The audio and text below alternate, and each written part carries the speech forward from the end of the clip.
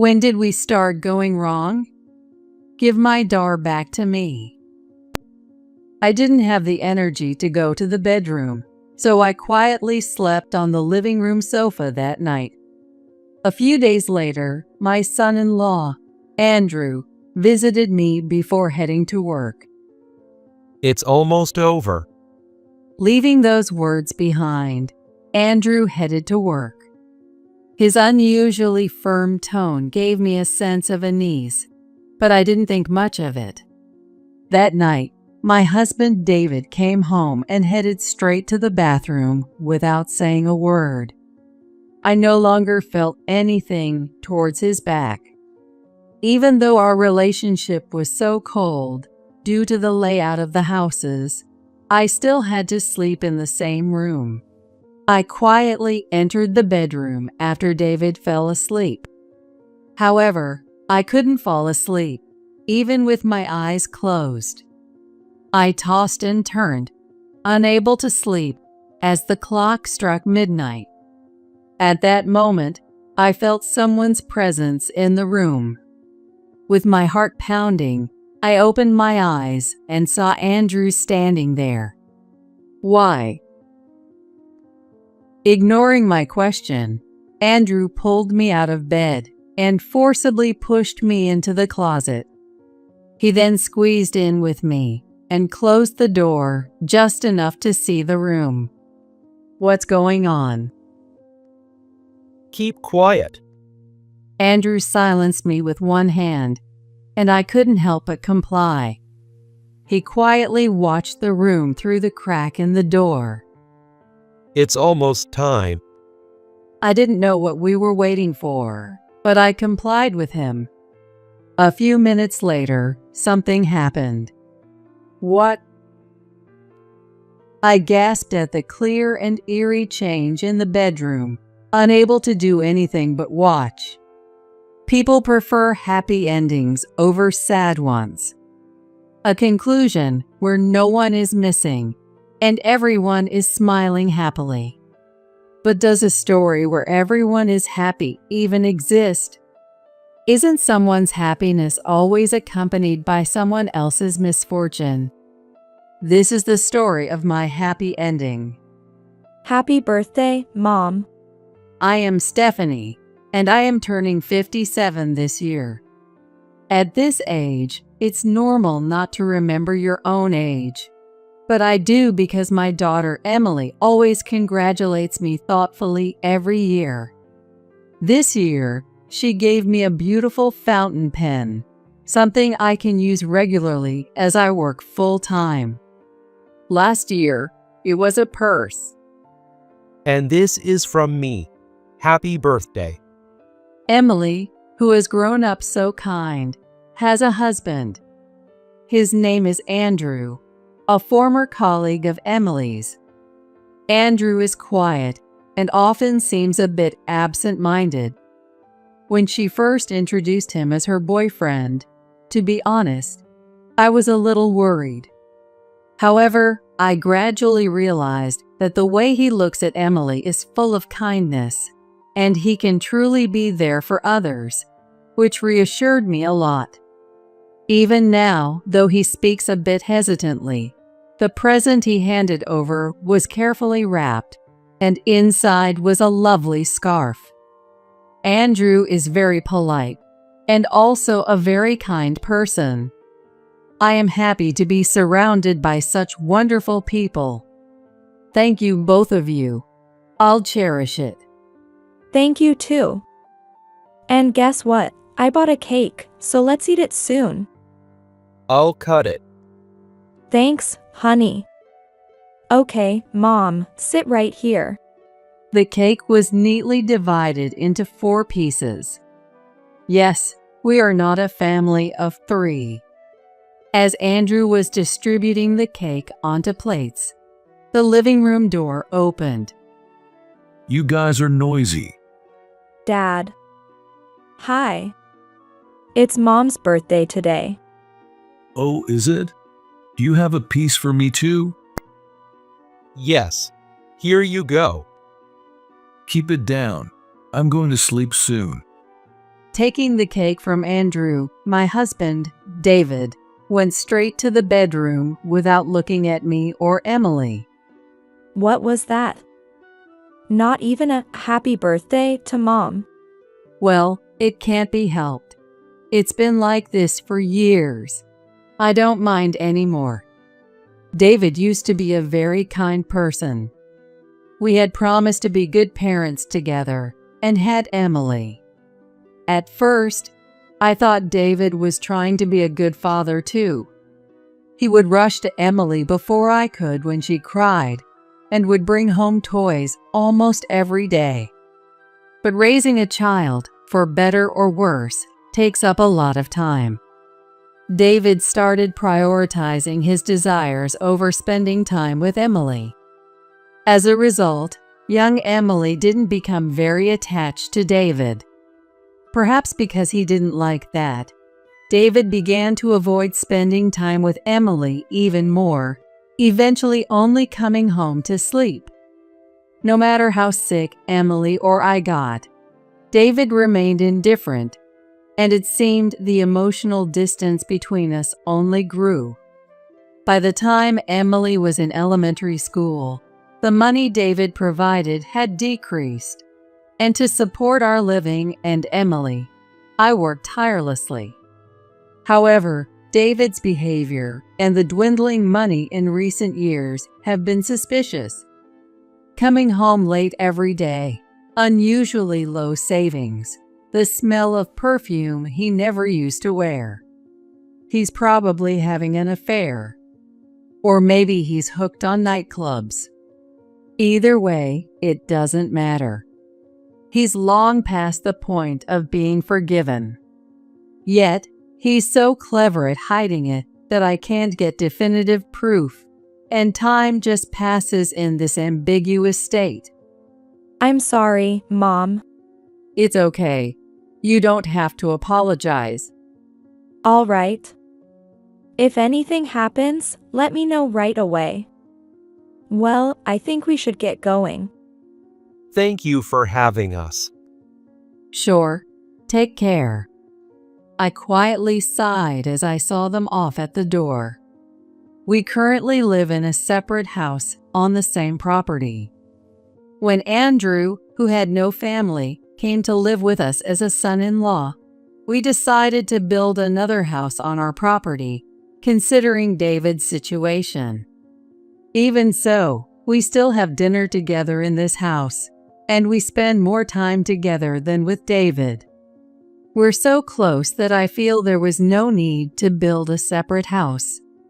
To me, they are my family, and I plan to continue living with the three of us somehow. However, such a life didn't last forever. One evening, I was driving home after finishing work early for a change when I received a call from Andrew. Stephanie, Emily has been in an accident. What? She was hit by a truck. I was at work when I got the call from the hospital. I'm heading there right now. Bye. Wait a second. He spoke with a speed I never thought possible for him, and then hung up immediately. What? Emily had an accident? How? Is she okay?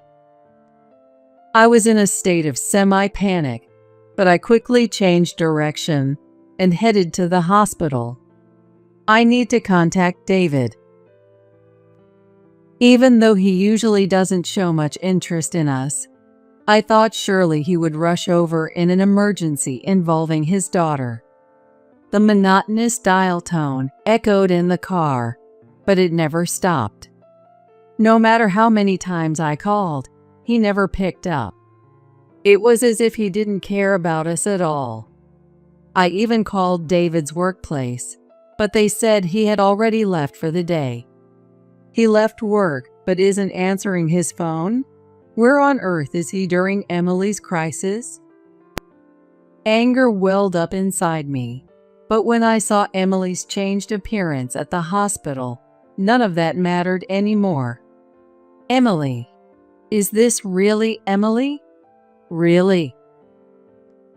When I arrived at the hospital, I was led to a cold room, not a waiting room or treatment room, but a place with several things covered in white cloth.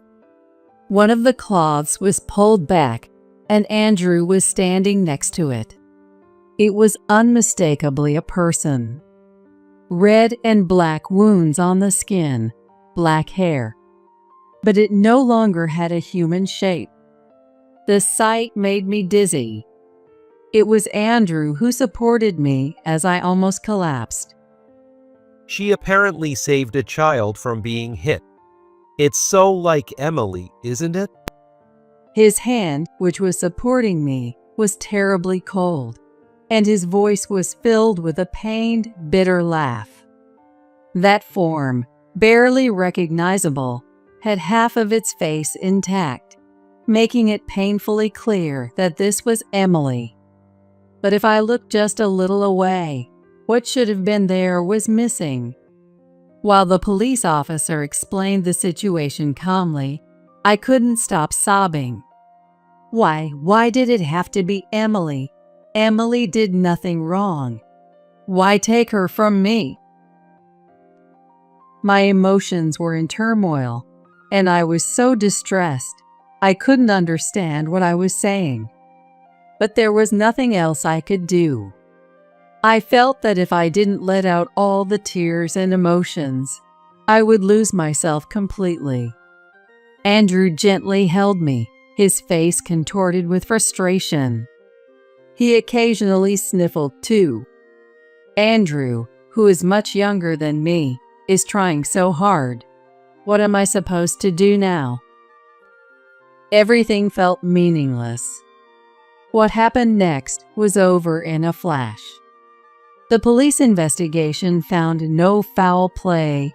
It was just an accident, and Emily was hailed as a hero for saving the child. The funeral was incredibly large, and it was quite a challenge. As her mother, it made me a bit happy to realize just how many people admired Emily. Andrew seemed to feel the same, looking somewhat proud. However, during the funeral, there was no word from David. I informed him of the situation only after everything was over. I called you multiple times, you know? I spoke to him as he silently walked in through the front door. David looked a bit surprised as he turned to face me since I hardly ever spoke to him. There were traces of bright red lipstick around his mouth, which made me feel disgusted. But what did you want? What were you doing? Work. Don't answer a question with a question. So, what did you want? I called his workplace again, and they told me David had taken a few days off. Work? Don't make me laugh. But I no longer had the energy to say that. Emily was in a car accident. We had her funeral yesterday. I see. That's unfortunate. It felt like a blow to the head. What kind of father talks about his daughter's accident as if it were someone else's problem? No sign of sadness or distress. Shouldn't he be more upset? Yes, very unfortunate. So, what were you doing during Emily's emergency? I told you work. It's unfortunate about Emily, but I was working. Don't make me repeat myself.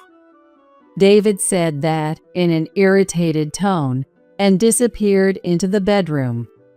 My hands clenched on my lap. I'm so frustrated. David's behavior showed he felt nothing, even after Emily was gone. And more than anything, I was angry at myself for not being able to say anything back to him. How did it come to this? When did we go wrong? Give me back Emily.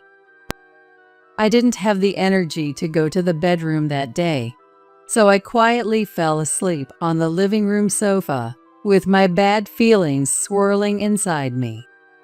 Since then, the days David came home have clearly decreased. Tonight, it's just Andrew and me having dinner together. The table, full of empty seats, has no smiles. Only a lonely feeling lingers there with a heavy atmosphere. Since then, I haven't been able to do anything and am currently on an extended leave from work. Even at home, I don't do anything, just stare at photos of Emily. Seeing me like this, Andrew often helps with the housework. He frequently expresses concern, but I can only give vague responses each time. I feel a bit sorry for him, but I didn't want to think about anything for a while. Andrew sometimes mumbles as if he's talking to someone, but even that doesn't matter to me. One day, Andrew visited my house before heading to work. In the morning, he's usually busy getting ready, so he typically comes in the evening. What happened? What's wrong? It's almost over. What's almost over? Before I could ask, Andrew had already left for work. His unusually firm tone gave me a slight sense of unease. I had no idea what he was talking about, but I figured it must be something work-related, so I didn't think much of it and spent another empty day as usual. That night, for the first time in a while, David came home. He said nothing and headed straight to the bathroom, leaving me with no feelings toward him anymore. Still, due to the layout of the house, I had to sleep in the same room. I quietly entered the bedroom after David had fallen asleep, but I couldn't fall asleep, even with my eyes closed. I tossed and turned, unable to sleep, as the clock struck midnight. At that moment, I felt someone's presence in the room.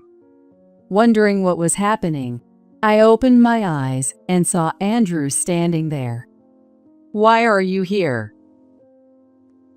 Ignoring my question, Andrew pulled me out of bed and forced me into the closet. He then squeezed in with me, closing the door just enough so we could still see the room. The closet was cramped and stifling with both of us inside. "What's going on all of a sudden?" Keep quiet. Andrew silenced me with one hand, and I couldn't help but comply.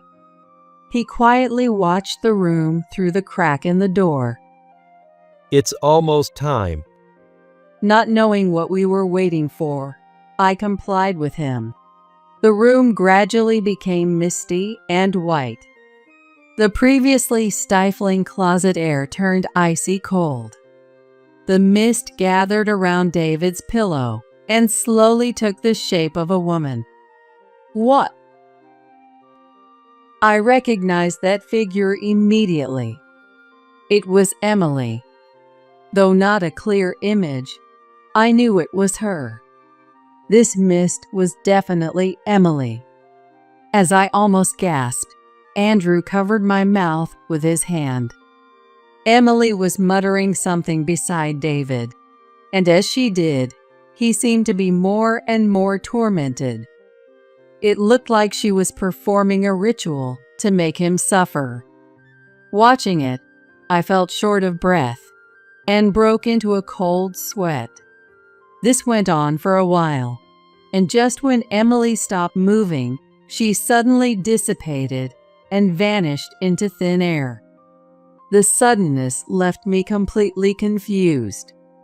David was no longer tormented, but his forehead was drenched in an abnormal amount of sweat, proving that what I had seen was not a hallucination. I turned to Andrew for an explanation. Not here. We left the closet and headed to the living room. That was Emily, wasn't it? Yes, it was Emily, or more accurately, something like her lingering thoughts. Lingering thoughts. Yes, when someone leaves something unfinished in reality, they can linger like that. How do you know that? I've been able to see things like that since I was a kid. Andrew explained that he had always had strong spiritual sensitivity and could see things in daily life that others couldn't. This often made his days exhausting, and he apologized for sometimes seeming distant because of it. Apparently, Emily knew about this and was even more drawn to Andrew because of it. It truly felt like something Emily would do. She was always such a curious and fascinated child. I avoided people because I thought they'd find me creepy for having this ability. But Emily accepted me. So, I decided to stay by her side forever. Andrew looked nostalgically into the empty space. There was nothing there, but I knew Emily must be there, even if I couldn't see her. I had never believed in ghosts much before, but after witnessing what I had just seen, I couldn't help but believe.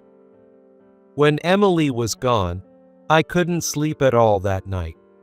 But I felt her presence. At that time, I couldn't see her clearly yet. I see. But after a while, I started seeing her clearly. Now, we can even talk.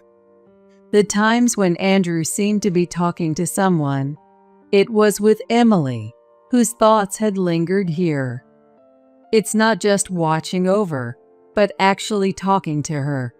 I can talk to Emily again, who I thought I'd never speak to again.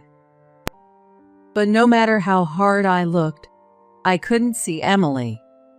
I was very envious of Andrew's ability. Did Emily say anything? The first thing she did was apologize. She said she was sorry for leaving so suddenly. Emily, it's not your fault. You did nothing wrong. You are a hero who saved a child. She was very worried about you, Stephanie. She wanted you to recover soon. There was no way I could recover. Emily was everything to me. She was my reason for living, my only family. And she was very angry at David. That's why she acted like that tonight, to express her anger. I'm sorry for scaring you. I see. But why did you put me in the closet? Honestly, spirits and lingering thoughts are unpredictable. I was worried that Emily's negative emotions might affect you. I understand. It did feel a bit suffocating. Did Emily have something to do with David coming home suddenly today? Yes, Emily did something. I'm not sure about the details, but spirits are mysterious, aren't they? Andrew shrugged his shoulders. I had many thoughts about David and always wanted to confront him. Maybe now is the perfect chance. It's time to settle things in this broken family. Andrew, do you have time tomorrow? What? Oh, yes, I think so. Let's put an end to this. I want to have a proper talk with David. Do you think Emily will join us? She's nodding and smiling widely. She probably has a plan, though I don't know what it is. That's a reassuring ally. Well, let's get some sleep now. All right. Oh, and one more thing. Emily really cares about you, Stephanie. So please, don't overdo it. I understand. Good night. Andrew, and probably Emily too, went back home. I didn't want to return to the bedroom, so I lay down on the living room sofa. Unlike earlier, I quickly fell into a deep sleep. Despite the uncomfortable sofa, it was the best sleep I had in a long time. The chirping of birds woke me up. Pleasant sunlight streamed in through the gap in the curtains. making it a very pleasant morning. As I sat there for a while, lost in thought, I suddenly heard a scream from the bedroom and the sound of heavy footsteps running. Stephanie, I was wrong. I've been cheating all this time. I'm sorry. Please forgive me. David burst into the living room and immediately apologized with great urgency. I was stunned by the suddenness, but I guessed that Emily must have said something to him in his dream. Why did you do it?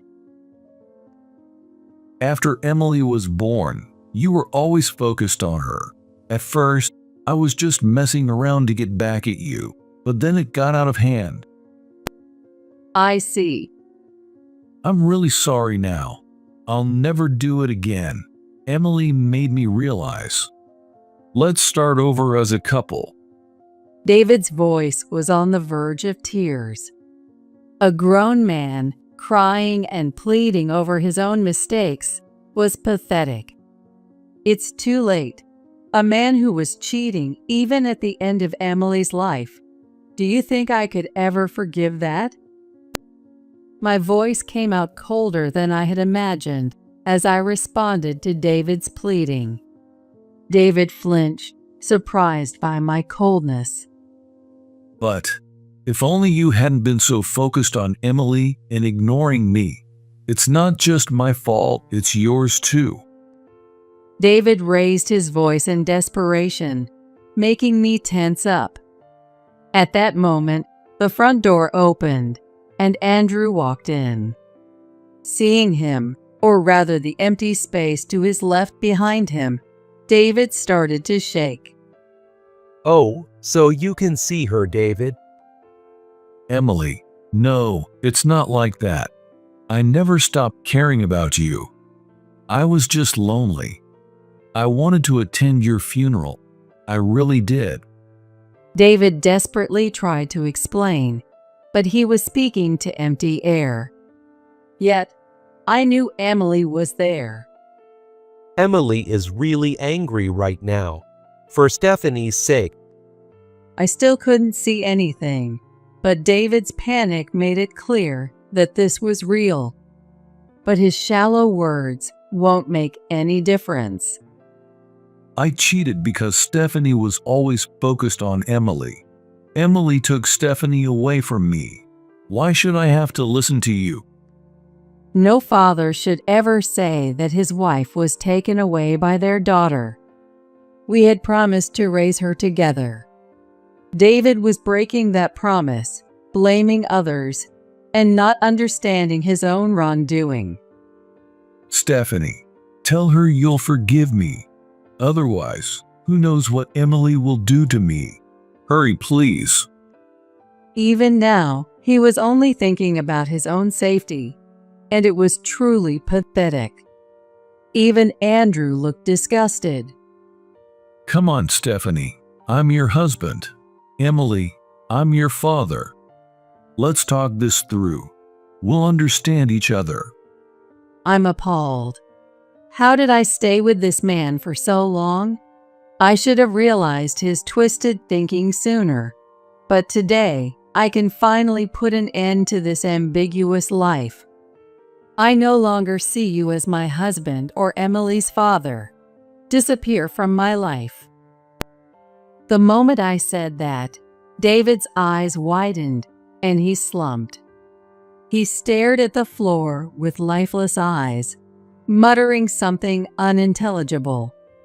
I didn't know what had happened and instinctively moved closer to him. It's okay. But Andrew stopped me. Suddenly, I felt as if someone was hugging me from the front.